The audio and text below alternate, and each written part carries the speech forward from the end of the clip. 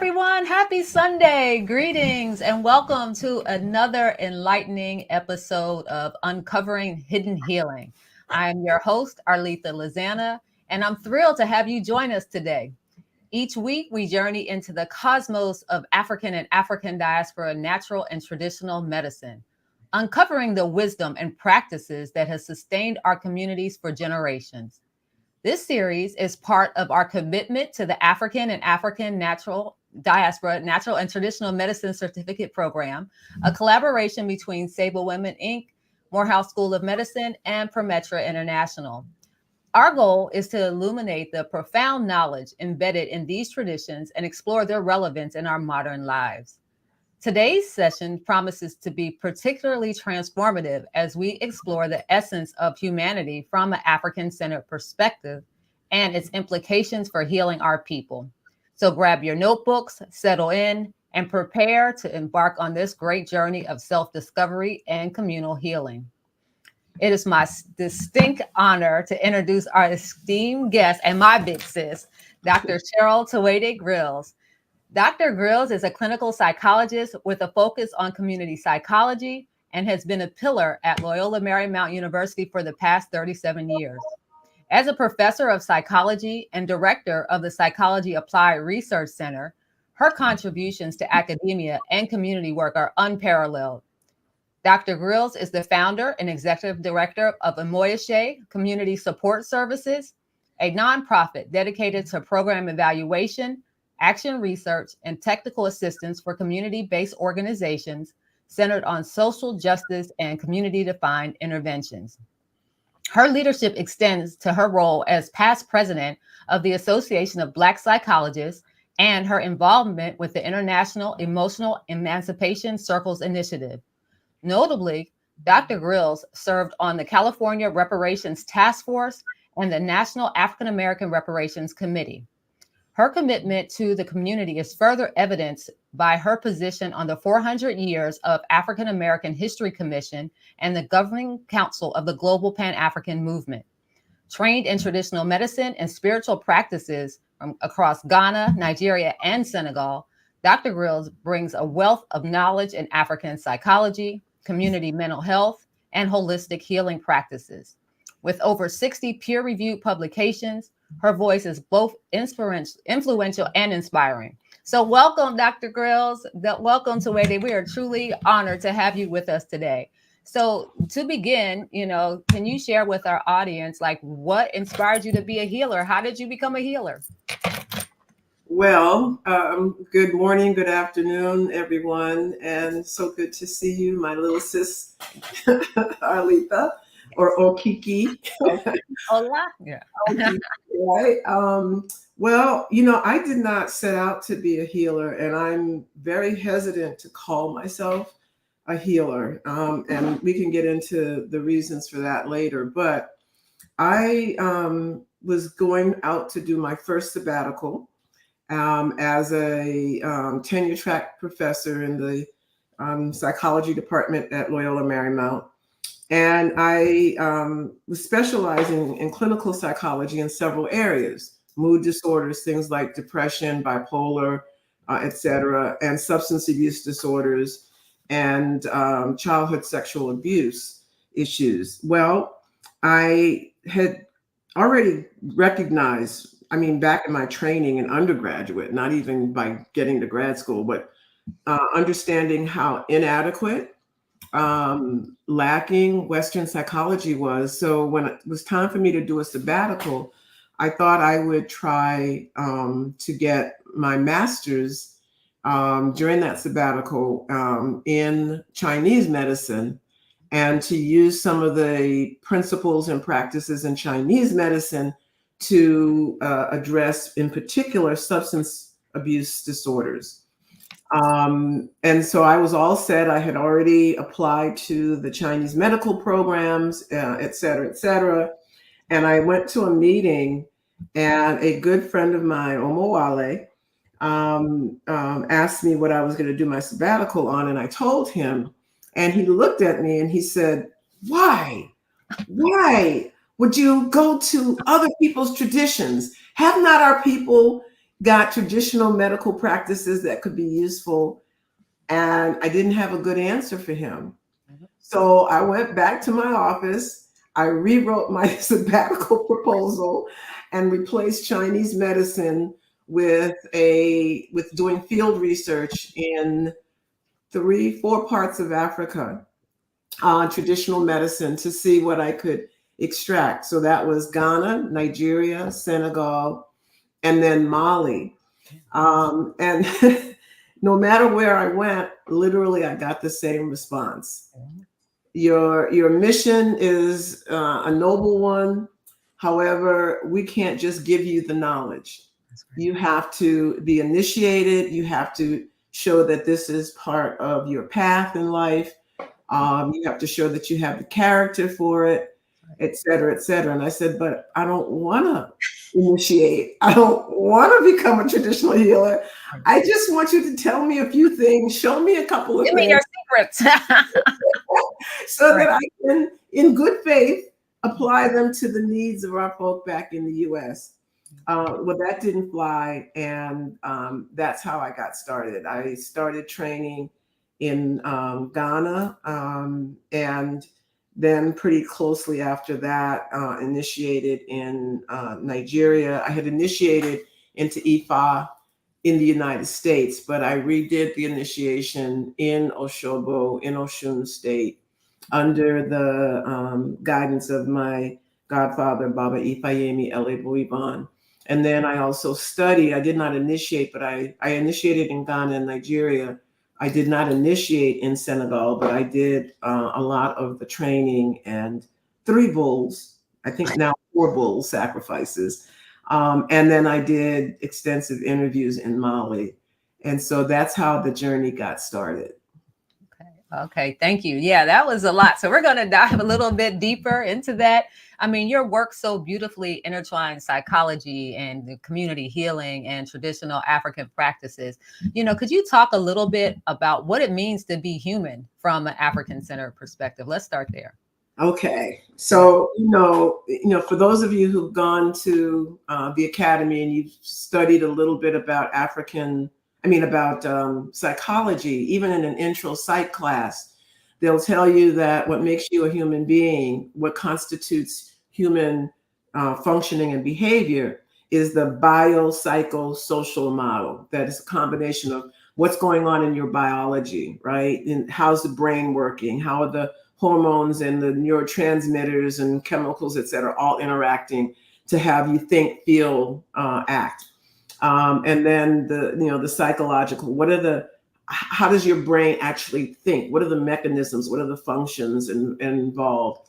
And then socially, how does the world around you kind of shape who you are, and how do you kind of put your mark on it?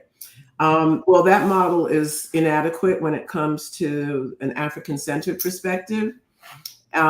We believe that we are biopsychosocial spiritual beings, that what constitutes, what makes you human, what makes you tick, what influences your thoughts, your actions, your feelings, right? Your insights, is in fact more impacted by spiritual processes and dynamics than the biopsychosocial. There's a saying that we're essentially spiritual beings having a human experience. Right. West flipped that and just said, forget the spiritual, you're just human beings having a human experience. Right. And so essentially, to kind of sum it up, I can go into this in more detail later, is that we recognize that spirit permeates everything. And that everything in the universe is interconnected, that the collective is the most salient element of existence, not you, your individual self, and that communal self-knowledge is actually the key to your mental health. And so with some of those things kind of understood, then when it comes to recognizing things about yourself, understanding other people, understanding dynamics, you've got so much more to work with, so much more to understand about what makes you tick, and I'll say lastly that there's your consciousness is a central piece to this, right? And in the African worldview, there's a distinction made. And what's that distinction? The distinction is between the user and the thing used. The user is your soul. The thing that's used is your body. And there's also a distinction made between the manifestations and the source of your consciousness. The manifestation of your consciousness is your awareness of things, your cognition, your ability to kind of think through things. Mm-hmm. The source of all of that is your soul that's conferred upon you by the divine. Wow. Wow. Okay. So, I mean, we're going to have a lot of questions. So we're going to need you to break that down a little bit. So, in terms of the significance of looking at or understanding humanity this way, through this lens, why is this so important and significant that we understand this and get this for African people? Well, because your ability to discern or quote unquote diagnose the problem is dependent upon the sophistication and the comprehensiveness of your analysis. So if you don't have all of the pieces to the puzzle to inform what it is that you think you're seeing, then your prescription for how to resolve whatever that physical, psychological, or interpersonal issue is going to be deficient. Mm-hmm. So it's essential that we understand all of these things, that we understand these principles, and that we artfully use them. And we go to people like traditional healers or folks gifted in that way who can help you kind of discern like what's going on here. and how do I address it? Yeah, no, that makes sense. So, I mean, and I'm sure you'll talk more about this, but like, say you get a diagnosis of schizophrenia, Western medicine would say it was one thing, but it may be something different, in the, African cultural, spiritual lens, So, and then it would have implications for how you're treated. How that is, being treated. So I'm going to be quiet and step aside. So, why don't you talk about your specialty area? I mean, you just do so much. So why don't you, go ahead and give us a deep dive, however deep you want to dive, and, kind of just let us know where you're coming from and give us some information. So I'm a clinical psychologist by training, who's defected and does mostly community psychology work. Actually, I work with a lot of community organizers who are focused on social justice issues. But in the clinical work and in the healing arts and sciences, I operate from an African perspective, an African worldview, kind of writ large as described by Cheikh Anta Diop and the essential principles of what is an African worldview, things like ancestry, veneration, not worship, veneration, the emphasis on the social, the spiritual basis of existence. And so I kind of took some of that understanding coupled with what I was trained in these different parts of Africa I mentioned to really try to contribute to explaining and looking at application of African-centered psychology, which is, comes out of an African paradigm, right? Which is that the ultimate nature of reality is spirit, that human beings are organically related to everything in the universe, that knowledge comes from participation with and experience in the universe. That's reality, that, the mode of the way we know things, right? The way we access knowledge is through participation, which brings some equilibrium, through relatedness, which brings harmony, and through unicity, which is about establishing balance, right? Balance between rationality and intuition, analysis and synthesis, the known and the unknown, the visible and the invisible. And everything and everything that the healer does and everything that is and that we are and that we do comes out of an understanding that all things are grounded in the divine. And, there are thousands of names for the divine, and Beatty actually categorized them into four.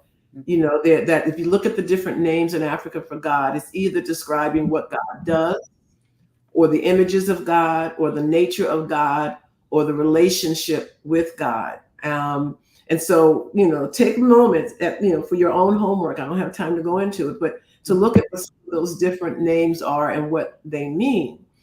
And so we take that understanding and we realize that in the healing work, it's really not you, the healer, that's doing the work. You are simply a vessel through which information flows.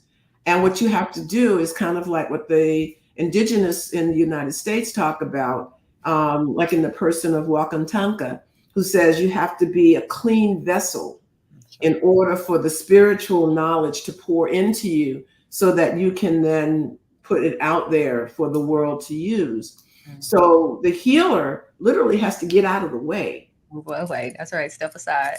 Yeah, get out the way. It's not about you. It's not about what you're doing. It's not about what your analysis and your thinking is. It's about, can you be a vessel through which information can flow? Can your consciousness expand to the point where you have not rational consciousness, but preter-rational consciousness? I remember that word, preter-rational. Yes. Right? And that's where you are open and able to receive information. And, everybody can kind of sort of do it. Mm-hmm. Healers are skilled at it, trained in it, hone it. Mm-hmm. But everybody, I just came back a few days ago from Costa Rica. And for the first week, I was participating in a Healing While Black retreat at Blue Spirit Yoga Center. And it was led by the brainchild of Dr. Shelley Harrell. It was about 65 Black folk coming together, mostly from the US. And you talk about people who were able to access preter-rational consciousness without even trying. Mm-hmm. It happened. I witnessed it happen. I watched people who knew nothing about African traditional spirituality or healing practices, etc., but who were able to be put in a space that created a zone of comfort and a zone of groundedness and connection. Mm-hmm. And the stronger the connection between those Black folk in that space happened, the more their consciousness expanded. And they were having simultaneous experiences. Mm-hmm. By the middle of the week, we did an all-day quietude. Mm-hmm. So for 12 hours, there was no talking. Right. There was no communication. You had to go deep within. Well, going deep within for us means that then opens us to be more connected to spirit and to each other.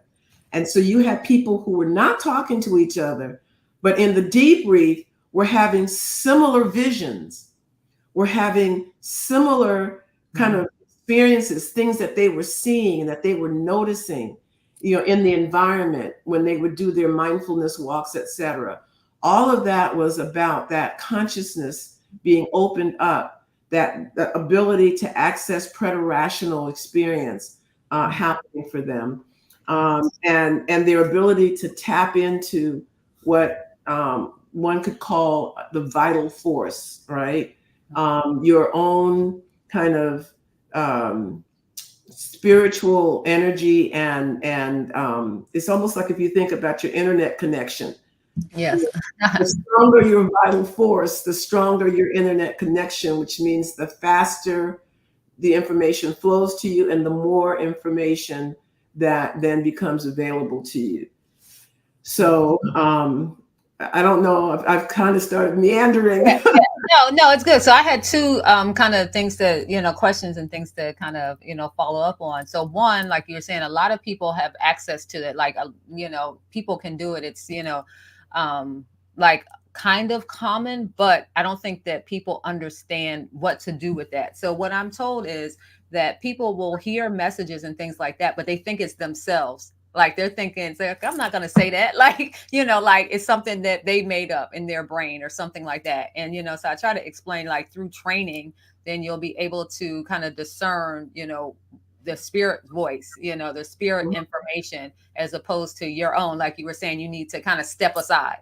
And Right. then the other thing I was going to say is that when you're talking about, people of African descent being together, and able to bounce off of each other, it reminds me of, when we traveled to Ghana, being in the dungeons, and, that, energy, that spiritual energy would just be bouncing, off of, each other. And also reminds me of like, if you ever go to a hip hop concert, if you go, those of us who are hip hop heads, you go to a hip hop concert, that same energy is there. So I'm just wondering, like, in terms of like the everyday, a person that has not been trained, like how do they make sense of that? You know what I mean? Like, how do they kind of enter into this realization that they have the ability, to, be a spirit vessel? Like, how does that work? Or they just never know, like, what happens?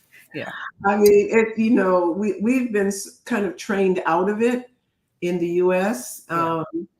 But because we are who we are, the African in us just never seems to die. Thank God. Yeah. And so people experience it, but people tend to dismiss it, which brings its own set of problems. But I would say that one of the first things that folks kind of need to understand, but before I say that, go talk to the elders in your family, especially if they're from the South. Yeah. They will tell you things that lift up the retentions that we have about this understanding of these layers and levels of consciousness to us. But in order to kind of understand this, and begin to grapple with it, to begin to hone it, you kind of have to understand what makes you the human being. I haven't said that really yet, right? Yeah. And when I do my lecture, I will go into a couple of different examples of models from Africa. But for our purposes today, since I think you all heard Omavi, Dr. Bailey last time, and he was grounded in some of the work of Dr. Eric Badasu, I'm going to refer to Dr. Badasu's African concept of the man, which says that there are 5 components or elements of who you are. There's the physical part of you, which has at least 4 components. There's your biological body, which is what we know about in medicine and in neuropsychology. There's your bioenergetic body, which is the energy that you have available to you and that also you're exposed to. Then there's your biomagnetic body. So there's the forces of magnetism. And then there's your bioluminescent body, which has to do with things like luminescence, right? So that's one. So that's your physical self. Then there's your psychic and subconscious, which is what we focus on in psychology, Western psychology, the biopsychosocial, right? Then there's your moral self. So character is everything. If you study African culture, character is everything, and it's connected to that moral component of who you are. Then there's the soul. You actually are a soul, and that's different from spirit. Yeah. And so then the last component is spirit, which there are, according to Eric, there's a first, second, third, and fourth level of spirit. The first level of the spirits around you and that you have access to is your departed parents and family members. The second are the spirits that govern the world, right? And the only difference between humans and spirits is energy, right? And then third is the third level of spirit controls your collective memory. So it filters and screens before releasing that memory into your brain. And then, and diviners have particular skills in being able to tap into that collective memory, whether that's the Sangomas in South Africa, or the Saltigues in Senegal, or the Bokonon in Benin, or the Babalaos in Nigeria, or the Okomfos in Ghana. The fourth level of spirit are the deities, right? For example, in Ifa, the Orishas, and in Fa in Benin, the Orishas, or the Abosom in Ghana, or the Rabs in Senegal. And then the fourth level of spirit is the primal spirit. That's the breath of God that enters into you when you're born and it leaves you when you die. There are other spirits, the four primary: air, water, fire, and earth. And so those things actually work to give you access to preterrational experience.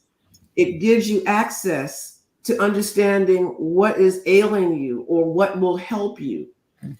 We see it as simply intuition, but it's actually a lot more than that. And the more you understand the different elements that make up who you are, it will also help you to access the elements of who you are. And then it makes you become more mindful of things, particularly like in spiritual matters.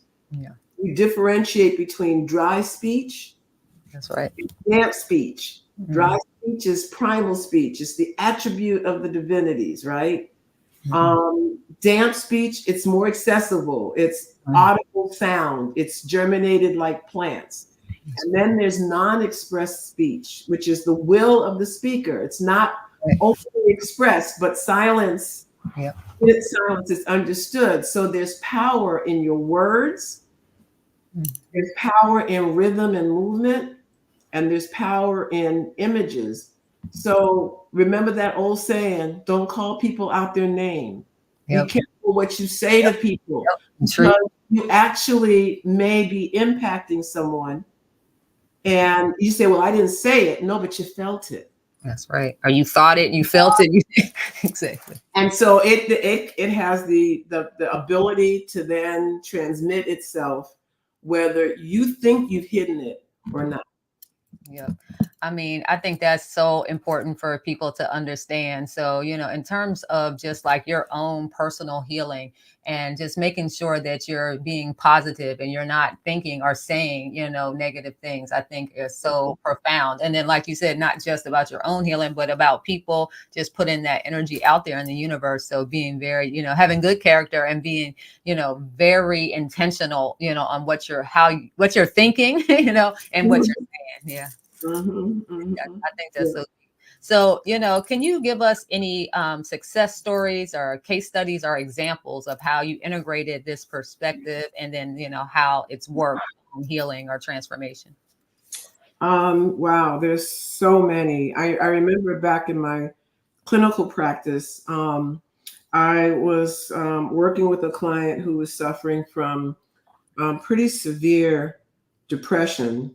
And, I had already been at this point taught a few principles and practices to incorporate into my clinical work to just assist me. I wasn't trying to, explain these things to my clients in an African-centered way. I was simply trying to make sure I had access to as much information as possible.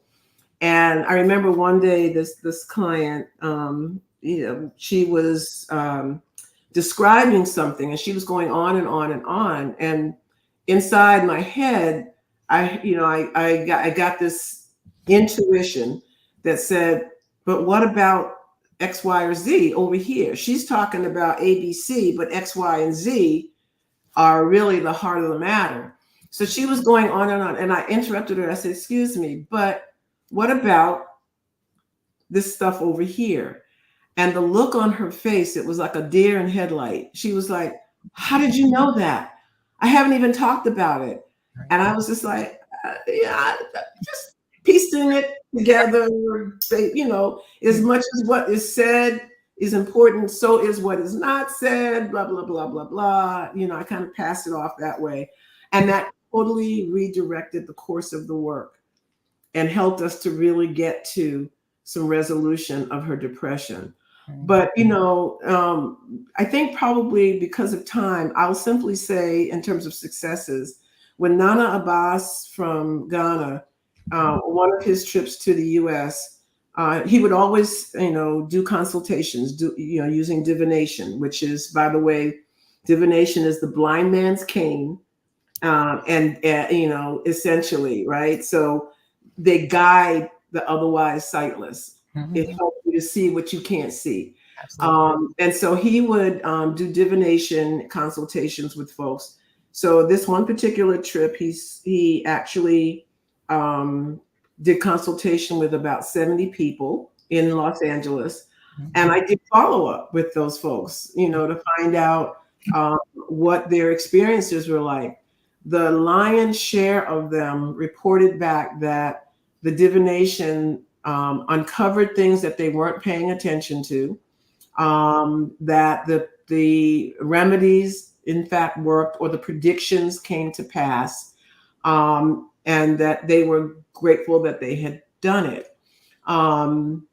There was a client that I saw when I was doing the consultations in my shrine, that I set up 3 in Los Angeles. And I never forget, my Ochame was assisting. And she came in to ask about relationship issues or something like that. And, I wasn't there. I was the vessel at that point. And so the Abasom that had descended, that was speaking through me to her, said, yeah, okay, about the relationship stuff, but you need to take your young son to the eye doctor.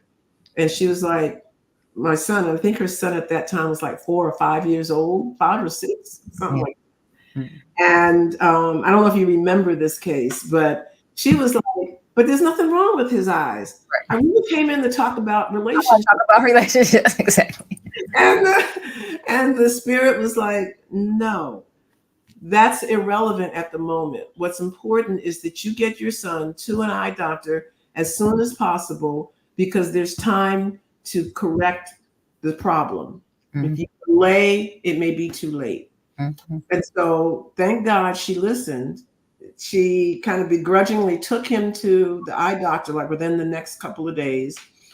And lo and behold, he had the beginnings of a very serious eye disorder that could have caused him to go blind. And so to me, that was an example of a success story. Absolutely. There was a psychologist who was told she could not get pregnant again. The doctors have said, you're done. She did the consultation, and in fact, she had a strapping, beautiful second baby boy who went on to play college football at UC Davis. Yeah. Awesome. And these are, really great information and stories. And I think that, one critical thing that you talked about that we've been talking about for the past few weeks is also the importance of listening. So, I went to visit Nana Abbas this summer, that's what he was talking about. You have to listen. And so the fact that, when you get this information, what if that mother didn't take her, son to the eye doctor? Like you said, thank goodness she listened. So just the importance of, listening to, spiritual guidance, listening to yourself and intuition, listening to spiritual guidance, and, following, that information, I think is critical. I mean, I think it also relates to the issue of trust, so you should be able to trust where this information is coming from, the vessel through which it's coming from. And that has a lot to do, like you said before, with character, right. Know that person who is the vessel has good character, then you can trust the transmission of this information. But you can say a couple more words about that. But I also wanted to start opening the floor for any questions. So you guys on live online, you can put your questions in the chat, but I'll let Dr. Grills kind of start answering those questions. And then anything else you would like to, talk about, feel free. Yeah. So I'll just give one kind of popular reference point about this, what some have labeled an African inclusive epistemology. I think I actually labeled it that, but I can't remember at this moment. And it really begs the question for the audience: to what extent has your preter sentient, beyond your senses, right, knowledge been silenced? Do we solely rely on taste, touch, hearing, sight, smell, etc., or do we let some of that spiritual knowledge enter into you, both for your personal and for your work? That's right. And your relationships with other people. Yes. So, think about Kobe Bryant, right? His spirit have actually demonstrated preter-sentient knowledge in his final tweet to LeBron the night before he died, right? Where he effectively passed the baton on to LeBron. Now, why would Kobe, in the height of his career, pass the baton to a fellow NBA player unless maybe his own spirit knew his time was coming and he was passing, essentially passing the baton on? There are so many examples like that, and people miss it, or they kind of glean it after the fact. Yeah. And so I guess, I would ask all of us to quiet the noise out there. That's one thing that was also very abundantly clear in Costa Rica on this trip, was how much the noise and the tef, the idle chatter of the US, gets in the way of your vessel receiving information. So take a few minutes every day to just do complete quiet. See what comes to you. You can be sitting, you can be doing the dishes, you can go for a walk, you can go sit and look out at some water, but just do silence. If you're not comfortable with it, start with just 5 minutes. Build it up to 15 and see what comes to you. And then begin to track. You don't even have to listen to it at first, but just begin to track. How much on point was it?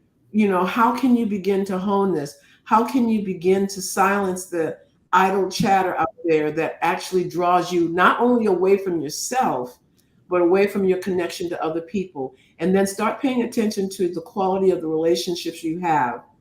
They are directly connected to the quality of your ability to tap into that preter-sentient stuff and to do some of the healing that you might need to do for yourself.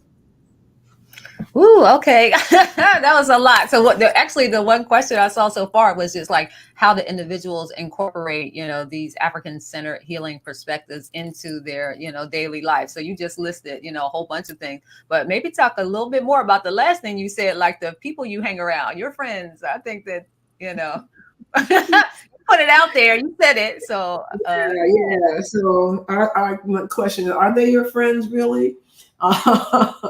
So, at the end of the day, the connection to other people is one of the most important things that you have to work on in life. And you want those relationships to be Ubuntu, to be about being reciprocal. You're not just taking from people, and you're not just giving. There should be a two-way street. And it should be, the quality of those relationships should be not that they're always smooth and easy, but they're wholesome and healthy. They're honest, they're transparent, they're not with hidden agendas, right? And you're not constantly, making up excuses for what the people in your world are doing. The quality of those relationships will be directly impacting the quality of your health, the quality of your well-being, and the integrity of your spiritual sense and self.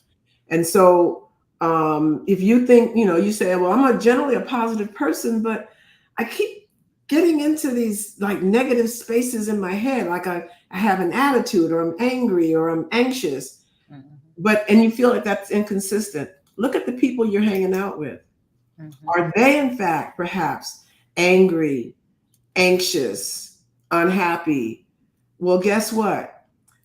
You are matching them, and they are now shaping who you are. And we know this to be the case, not just in African psychology. Western psychology finally caught up, and they understood in neuropsych this thing called mirroring neurons, that literally the cells in your brain that are responsible for everything that you do biologically and behaviorally up to a point, um, are always scoping out what the nerve cells around it and other bodies are doing.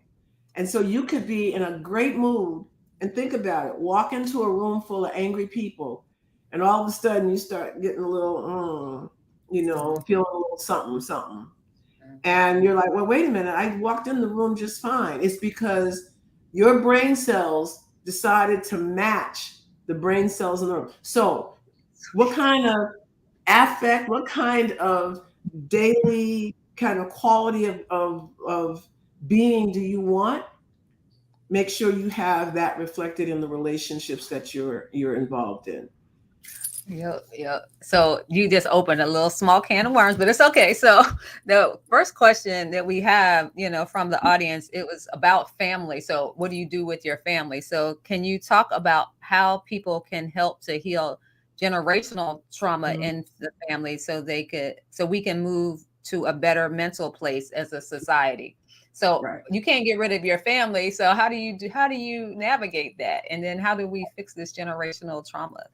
Right. So you start by managing yourself, because just like you can react to the what's going on in the nerve cells of people around you, you can get them to gravitate toward yours.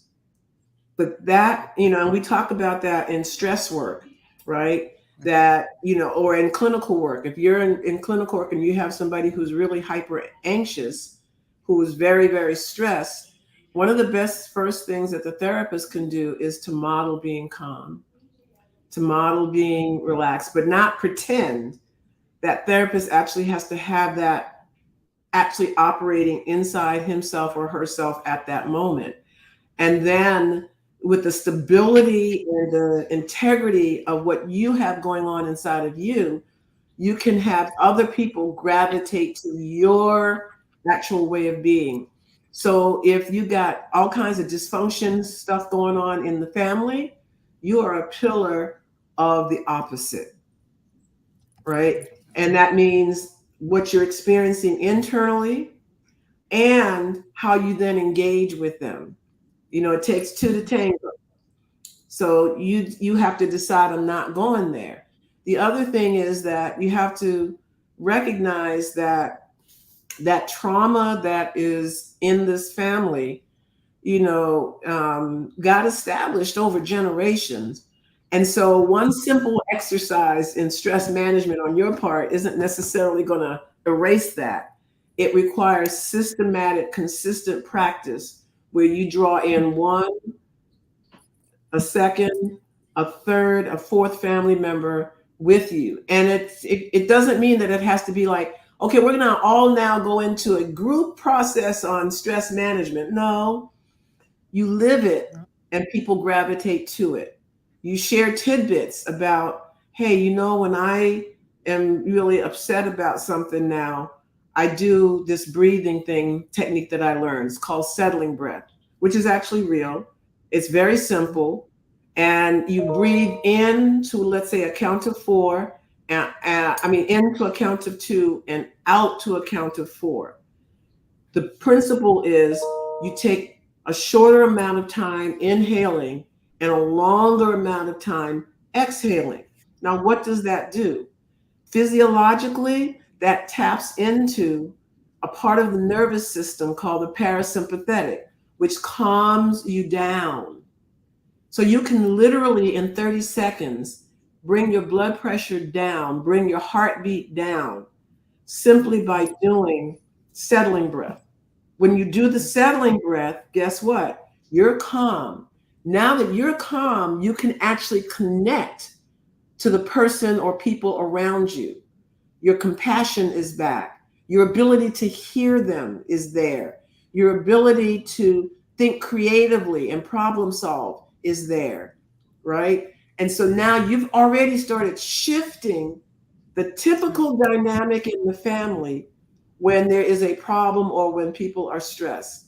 You keep doing that, you start retraining not just yourself, but you're retraining your family members. So it's little bit by little bit. And then you always got your antenna listening for what spirit is trying to tell you, what your own inner spirit, what the spirits of your family, the spirits in the community are trying to tell you and to guide you. And so you put all of those things together, and you've got a serious new way of being in the world. Wow. Wow. So you're getting comments so far, so on point. Live it and let people gravitate to it, and hand claps and everything. So they're hearing what you have to say, about the family. I think that that's, a lot of people are dealing, with this family and intergenerational trauma.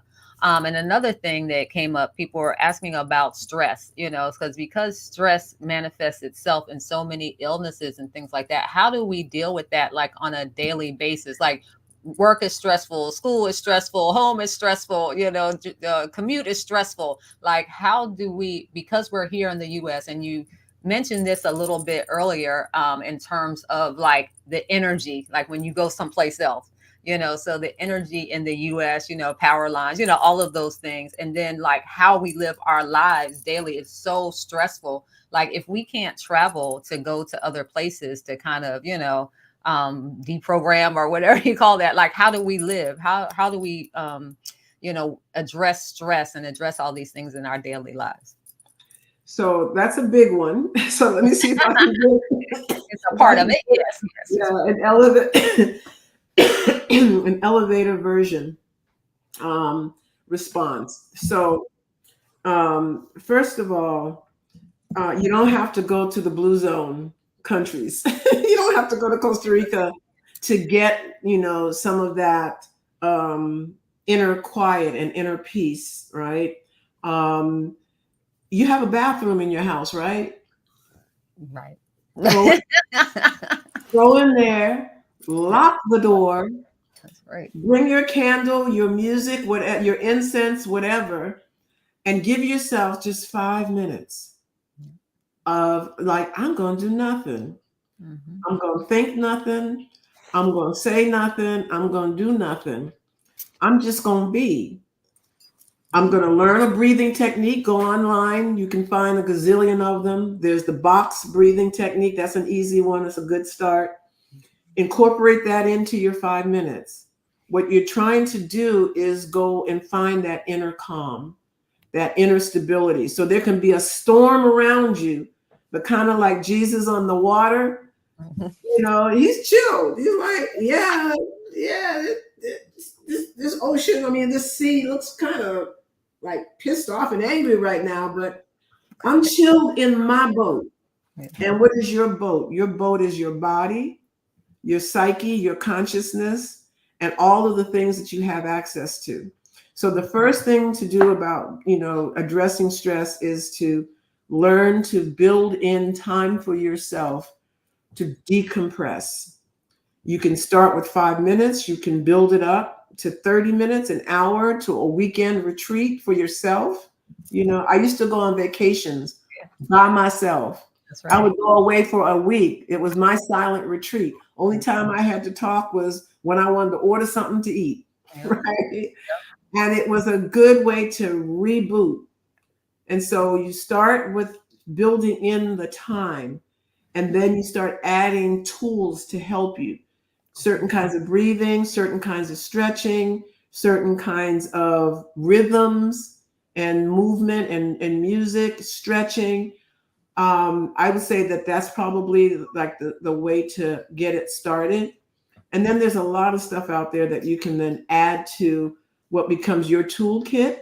And remember, the more you do this, the more you show up to the people in your world in a way that will have them wanting to gravitate to you and you can stay calm, just like Jesus was calm, and the disciples were like, ah, and then they kind of looked and was like, oh, okay, we chill, right?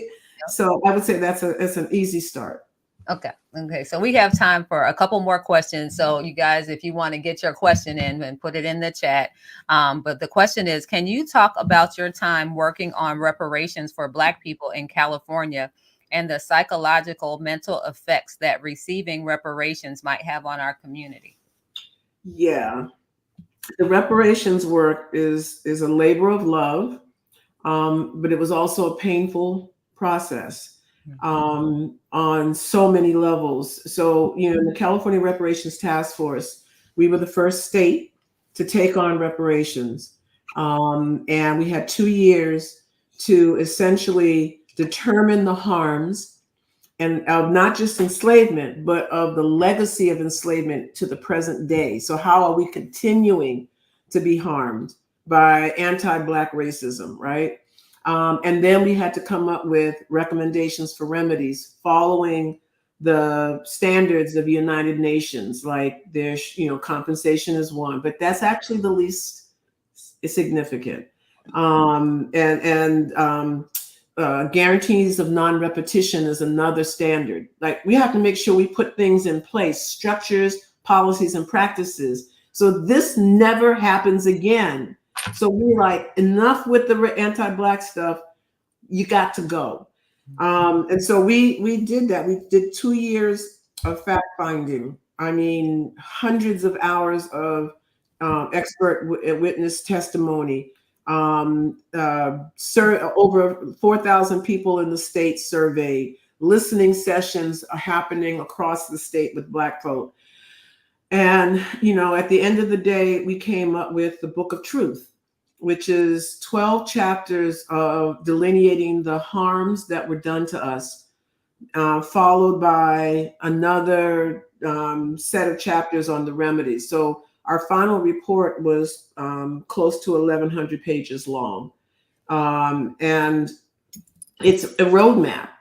Now, it was painful to do this work because, many of us felt we already knew a lot, but what we knew versus what we learned is like this.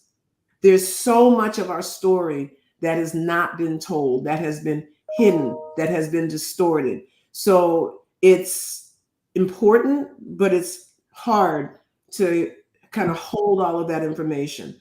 Second thing that made it painful was our own people. We have been damaged in some ways to varying degrees across people and parts of the country by enslavement and post-enslavement racism and harms. And so then we act in ways that are inconsistent with our nature as Black people. And so we do and say things that are mean-spirited, that are not true, that are intentionally, nasty, etc. And, it's one thing when it's coming from someone white. It's like 3 times as hard when it's coming from inside the house, from the family, if you will. And then the other part that made it painful was just dealing with white folks and other racial groups' reactions to reparations, which essentially, in a nutshell, is y'all don't deserve it. And slavery was a long time ago, and get over it, get over yourselves, and stop being quote unquote grifters. That's the term that, I started seeing a lot in reference to us in reparations. So we stayed the course. The work is continuing. We formed a new entity called the Alliance for Reparations, Reconciliation, and Truth. 6 of the 9 members of the task force were part of establishing this, along with some Black civil rights organizations in California. And we are continuing to push to make sure that the spirit of our recommendations to the California legislature and governor get implemented. And that's what we're doing now. All right. Thank you. Thank you. So, okay, 2 quick ones. I'm like looking at the time. Okay. So one is recognize you from Dark Girl. So, how, talk a little bit about the importance of that. And the other is your healing emancipation circles. Can you talk about those two things? Okay, in a nutshell. All right. In 2 Dark minutes, Girls, right. The Dark Girls was so important because it opened up the space for a family conversation about colorism, which is just one of many ways that we have internalized the racism against us. And that documentary done by Bill Duke and Chan Barry was actually apparently the most, at that time, the most tweeted about show ever. I mean, ever. And it was because it struck a nerve and it opened a door, and people wanted to walk through that door and discuss that particular way in which we've internalized racism, and we drank the Kool-Aid where we wanted to be as white adjacent as possible, including in our skin tone. The thing that I'm excited to share is that I've continued to work with Chan Barry, one of the directors of Dark Girls, and I'm producing, and he's the director, a docuseries on reparations, fashioned according to the 12 chapters of harm. The first 3 episodes are done, and we are currently in production on the 4th episode. And they have been very well received. We're trying to get them picked up on Netflix or someplace like that. But regardless, if not, it will be available for free to the public. And it looks at it. Colorism is in there. It's a lot. And so I hope that folks will take advantage of seeing it when it finally becomes available. Mm-hmm. Oh, that's awesome. And then the Emancipation Circles. The Emotional Emancipation Circles is an initiative that's the brainchild of Community Healing Network, established by Enola Aird, an attorney. And she joined forces with the Association of Black Psychologists. At the time, I was president-elect. And then during my presidency, we solidified the model of this self-help approach to addressing racial stress and racial trauma in the Black community. Started out just with the United States. Now it is international. And I have to say that the way folks respond to these circle meetings, of which there can be up to 7 or 8 circle sessions, it's like a fish taking to water, no matter where in the world we find ourselves. South Africa, Ghana, Cuba, Haiti. I've done circles everywhere that I just mentioned, and then some. And the response is the same. Our people are hurting. We want to be healed. We want to shed the shackles of mental slavery. Emotional emancipation circles is one way to do that. Okay, thank you so much. So Dr. Grills, Cheryl Tawede, your wisdom and dedication to healing are so inspiring. Everybody knows, who knows me, they know I talk about my big sis all the time. We are so deeply grateful for your knowledge that you share today. And so for our viewers who wish to kind of connect with you and learn more about what you're doing in all the different areas, like how do they connect with you? What things are you doing? Where should they find you? Well, that's going to be a little hard because I'm preparing to retire from the university. So I'm going to be deeply focused in succession planning so that the programs that were started for the Black community continue. And that also I get a book that Enola Aird and I are working on, 2 grandmothers sharing their wisdom about, how to protect our babies, our children from the scourge of anti-Black racism. But, I would say a good start is to just Google, go to Scholar Google and look up some of my articles. Now you'll find that a bunch of them have nothing to do with seemingly African-centered psychology, but if you think about it, it's addressing that community side, that we have to be about the business of healing our community as much as healing ourselves individually. But also within that, you'll find some of the articles like the book chapter that I did on what is African-centered psychology. Mm-hmm. So I would say some of those are a good place to start. And to check out Community Healing Network to find out when the next Emotional Emancipation Circle trainings will be happening.